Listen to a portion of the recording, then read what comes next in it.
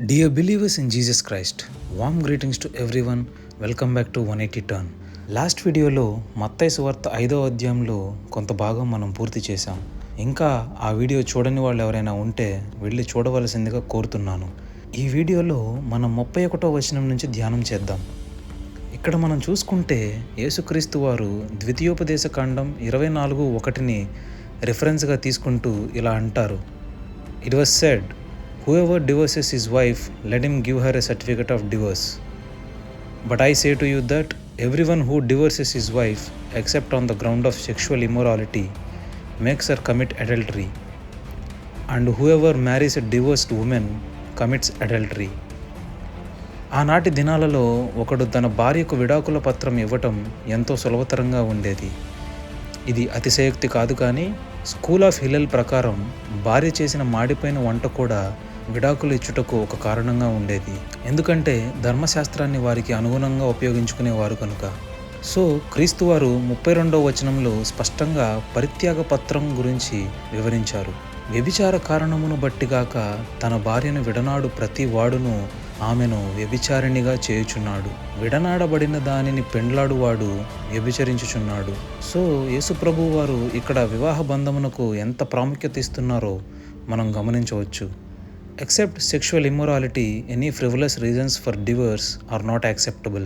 When we move forward from verse 33 to verse 37, Jesus spoke about oath taking.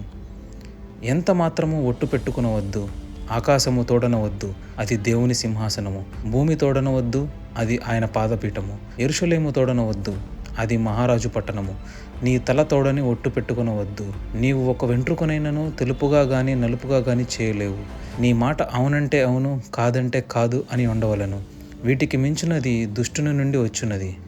ఇక్కడ ఎంత క్లారిటీతో ప్రభువారు మాట్లాడుతున్నారో చూడండి. నువ్వు అలా ఇష్టం వచ్చిన విధంగా ఒట్లు పెడుతూ ఉంటే నీ సొంత మాటల మీద నీవు నిలబడేంత బలం నీ వ్యక్తిత్వంలో లేదని కనపరిచినట్లే.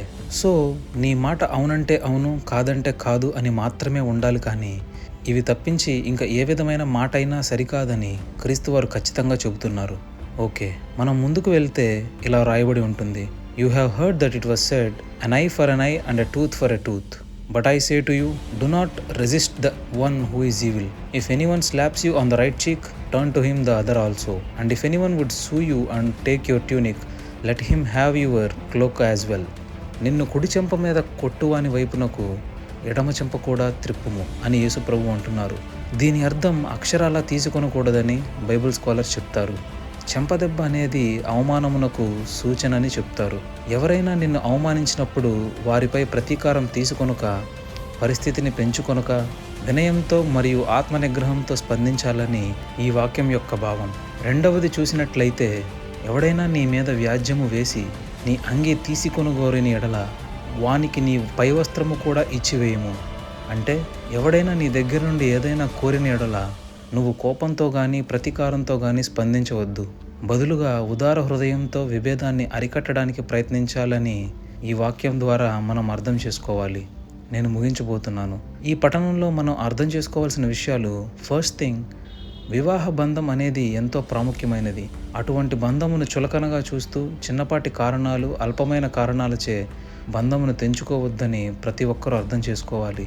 సెకండ్ థింగ్, ఎవరైనా మనల్ని అవమానించినప్పుడు తిరిగి వారిలాగే ప్రవర్తించకుండా సహనం వహిస్తూ వినయంగా ప్రతిస్పందించాలని మనం అర్థం చేసుకోవాలి. After seeing this video, I encourage you to read up to the part I have discussed. If you have any doubts are suggestions, we can have discussion in comment box. We will meet in next video. Until then, remember 3 things. Have 100% faith in Yahweh, never cease to pray, and walk in repentance way. మన ప్రభు అయిన యేసుక్రీస్తు కృప మీతో ఉండునుగాక. ఆమేన్.